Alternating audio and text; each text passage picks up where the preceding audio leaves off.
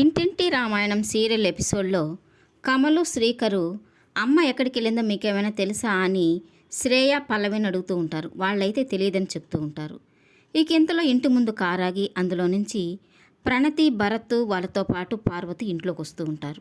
ఇక వాళ్ళని చూడగానే కమలు శ్రీకరు చాలా సంతోషపడిపోతూ అమ్మ చెల్లెల్ని తీసుకొచ్చింది రండి అంటూ పరిగెత్తుకుంటూ వాళ్ళ దగ్గరికి వెళ్తాడు.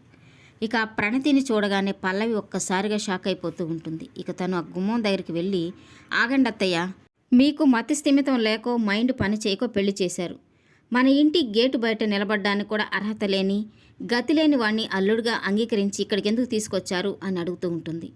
ఇక ఆ మాటతో ప్రణతి చాలా కోపంగా భరత్ నిన్నటి వరకు అవని వదిన తమ్ముడు, ఇప్పుడు నా భర్తను నోటుకొచ్చినట్టు మాట్లాడితే మర్యాదగా ఉండదు అని పల్లవితో అంటూ ఉంటుంది. ఇక కమలు శ్రీకర్ అయితే చూస్తున్నావా మా చెల్లెలు తన భర్తకి ఎంత బాగా సపోర్ట్ చేస్తుందో, మీరు ఉన్నారెందుకు, ఇక నోరు మూసుకొని ఉండండి అని పల్లవి శ్రేయతో అంటూ ఉంటారు.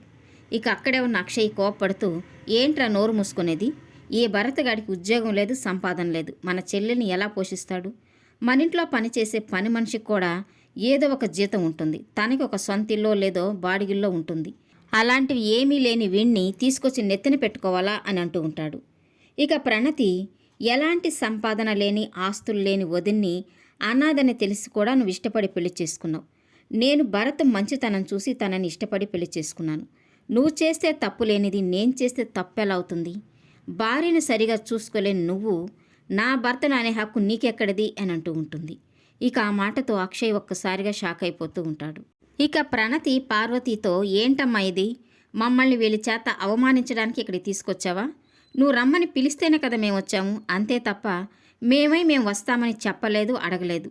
మీరు మమ్మల్ని ఆదరిస్తారని పోషిస్తారని నేను భరతని ప్రేమించలేదు. ప్రపంచం చాలా పెద్దది, ఎలా అయినా బ్రతకగలము అనే నమ్మకంతో పెళ్లి చేసుకున్నాం. ఎలా బ్రతకాలో మాకు తెలుసు. మర్యాద లేని చోట, మనుషులకు విలువ లేని చోట ఉండవలసిన అవసరం మాకు లేదు. రా భరత్ వెళ్ళిపోతామని తన చేయి పట్టుకొని తీసుకెళ్ళబోతూ ఉంటుంది. ఇక పార్వతి ఆగమ్మ ప్రణతి, వీళ్ళ మాటలేం పట్టించుకోకండి, ఇంట్లోకి రండి అని భరత్ ప్రణతిని ఇంట్లోకి ఆహ్వానిస్తూ ఉంటుంది.